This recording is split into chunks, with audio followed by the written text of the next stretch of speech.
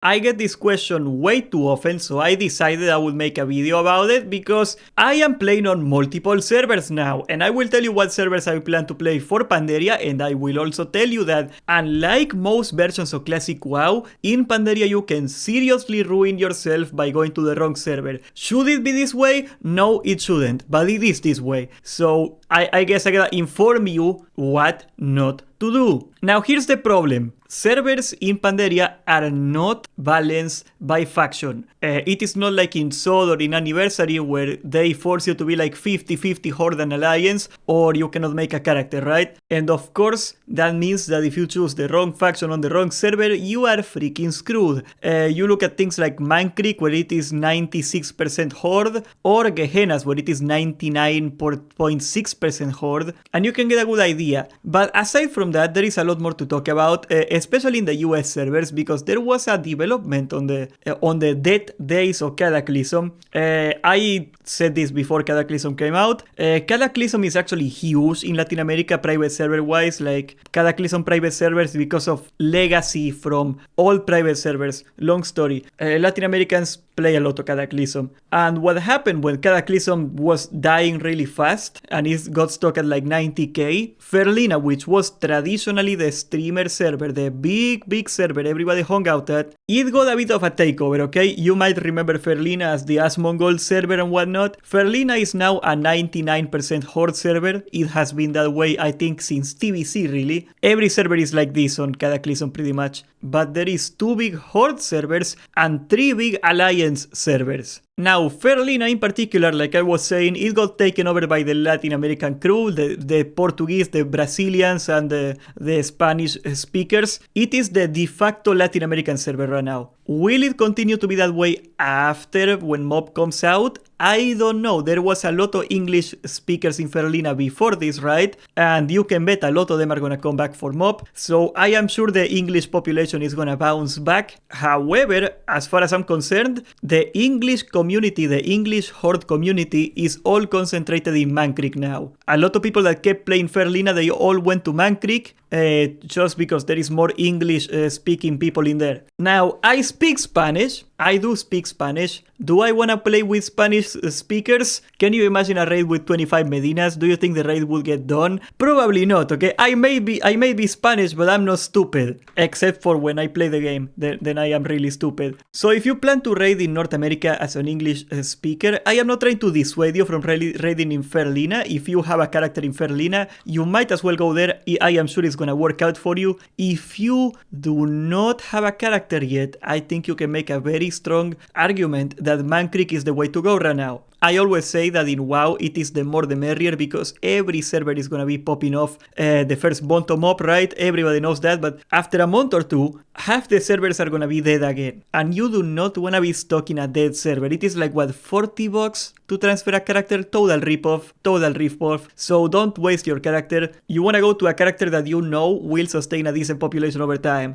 Now, the Alliance has 3 options to go. They got Paygol, which is the de facto big server for the streamers. They got Atiesh, which is slightly smaller, but it has a pretty active GDKP community. And also, because it is West Coast, there is a lot of Australian players. If you are Australian and you do not want to play in the Australian server because you know it is going to die a month after MoP, Atiesh is probably the play. It is the least latency you can get. There is a lot of expats living in Asia, I know, all those people, they like playing in Atiesh as well. You have the choice of going West Coast or East Coast depending on your location to get less lag, and that's probably what you should be doing if you're Alliance right now. If you are Horde, there is more stipulations, like I said, but if you're Alliance, Paygol, you're East Coast, Atiesh, you're West Coast. Benediction is actually weird, because for whatever reason, the super serious guilds, they are in Benediction right now. I don't know exactly why. We're talking like the top progression guilds in the world. I think they want to have a slightly smaller server because of lag issues or something like that. I do not know. Even though Benediction is smaller, if you seriously want to apply for one of those top 5 in NA guilds, they are all hanging out in Benediction right now. I am sure there is some in Man Creek or in Paygol.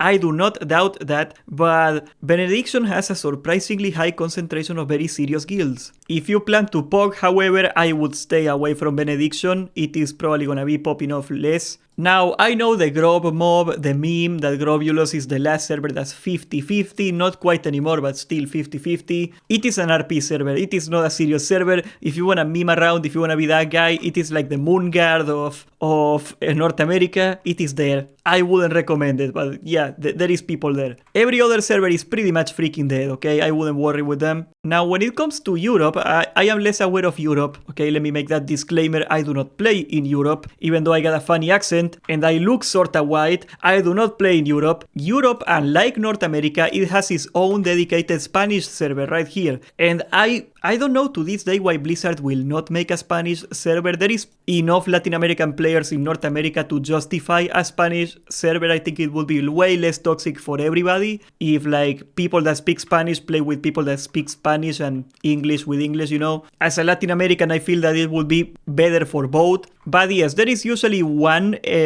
non-English language server per location. There is 2 French ones and 2 Russian ones, I believe, which funny. I don't know why there is so many Russian servers. I assume a lot of the former Soviet countries that kinda speak Russian or similar languages, they hang out in there. They seem to be doing pretty well, actually. Of course, plenty of Russian players as well, but I don't think it is all Russia. In the case where you see a PvE and a PvP server, usually the PvP server is popping off a little more. However, there is some one-sided ones as well. You got things like Flamegore, the Russian PvP server, it is 73% Horde, or you got Everlook, the German PvE server, which is 97% Alliance. If you wanna play in those servers, I think you gotta play on the dominant faction. I don't know, I have to tell you that you don't wanna play with like 300 other people in the faction that will not be allowed to go outside. That's kinda silly. Wow, Venoxis is 100% Horde. That's gotta be the craziest ratio I've seen in a while. Mandokir is decently balanced, it is 40-60, Horde favored. Latin Americans love the Horde, we love the Horde, we play Horde, man. It's the way it works. My brother plays Alliance though, I don't know, he's weird, okay, don't listen to him. But for the big English servers, which is what I assume you wanna hear here, that's why you're in this video, we got Firemo EU, Gehennas, and then it falls all the way down to Mirage Raceway, Golemag, and Pyrewood Village. Gehennas is the big Horde-only server, and Firemo is the big Alliance-only server. Then you got 2 B-tier servers. Keep in mind, I don't say B-tier because they suck. I am saying B-tier because they are smaller in size, right? You got Golemag and Pyrewood Village, Horde and Alliance respectively. Do not be fooled by these numbers, okay? Because when the servers crash down to the minimum population like we have right now, because who is raiding in Cataclysm when MoP is coming in 10 days, right? At full pump or like at average cruise population, Golemag and Pyrewood are about 40 to 50% smaller than the mega servers. They are by no means dead, but if I were you and if I were making a new player, there is only 2 real choices, and that's Gehennas and Firemo. So whatever faction you wanna play, you go there. That's where the GDKPs are at, that's where the POCs are at, that's where the serious guilds are, for the most part. And this is kind of the problem with WoW. You just wanna be in the biggest server no matter what. There is no reason to be in a small server, especially in MoP, right? Because you could make an argument that in vanilla you wanna be in a smaller server for the community. I get that thing from Greek Warrior. He said that he likes Era because he knows everybody, and by the looks of it, he does know everybody. That was a pretty bizarre stream, let me tell you what, that was pretty interesting. But if you want to look at the best experience in World of Warcraft, especially MoP and after, you wanna be in the server with the biggest potential raid population in your faction. The more people, the easier it is to get a group set up, because people might tell me, yes, there is this guild in, I don't know, taking a random dead server. There is an amazing guild in Sulfuron EU.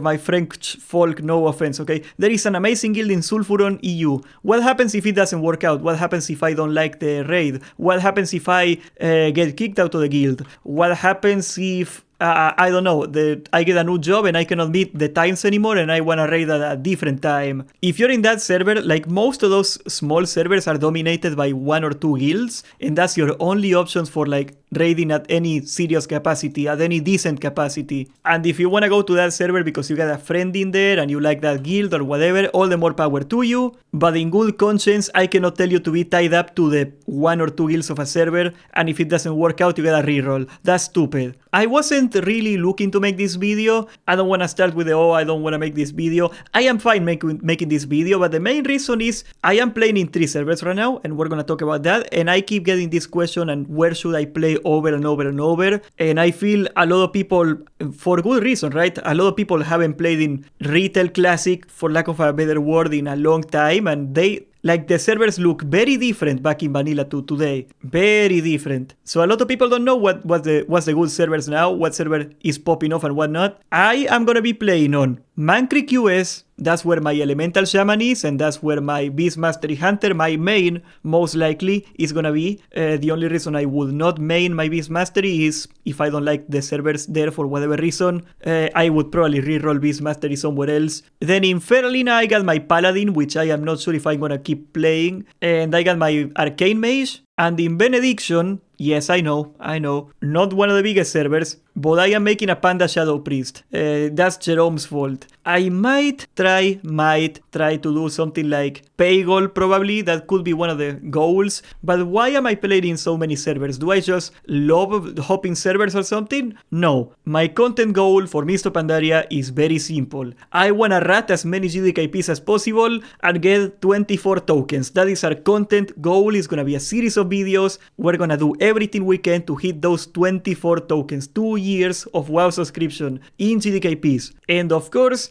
that means that I want a lot of characters. The more raids, the more money, right? However, especially because in these servers, like the community is a lot tighter, there is only a limited amount of GDKPs you can go per week. And even though I could probably get away with doing like 6 characters in Man Creek is popping off really hard on the GDKPs, I don't want to be tied up to a single server, just in case, hedging my bets. If one of these servers pops off, if I feel like I got a really good circle of GDKP people in one of these servers and I can feel like I can do more characters a week, I might move to one of them and get a couple more characters in there and maybe abandon some of my characters in other servers, but I don't wanna. There is a good argument you can make for concentrating all your characters in one server if you're doing GDKPs, and that's simply that it is a lot easier to get inside a GDKP that way. All you have to do is send gold from one of your characters to another in the same server and you're done. You can start as a buyer and then work your way up into a decent item level, and then you don't have to buy as much anymore, and that's straight profit. And that may very well be what happens if I succeed a lot more in one server. As I said, I might do a couple more characters in there. But for now, those are the servers I will be playing on. And if you wanna know where I will be raiding, Kakho Gaming will make some GDKPs in Ferlina, so I am definitely gonna be in those. Man Creek, it is still an open box. I am not sure where we're gonna go with my 2 characters in Man Creek. There is plenty of GDKPs in there. Somebody will pick me up. And then we got Benediction with Jerome. Jerome is gonna be doing some nonsense in there, so that's probably where we are gonna go. I told him actually that we gotta do a video trying to sneak into a Spanish GDKP just to see what happens. Jerome is trying to learn Spanish. I wanna mess with him a little bit. So if you know about a Spanish GDKP that's going on in Ferlina for MoP, let me know, okay? I wanna put Jerome through hell. It's gonna be hilarious. But what server are you gonna go? Are you playing on a server because you already had a character, or are you using the boost from SOD? In hindsight, I think I should have made like 20 accounts and got the boost on Balnazar 20 times over. But yeah, too little too late. Subscribe, join the Discord, and thank you for watching.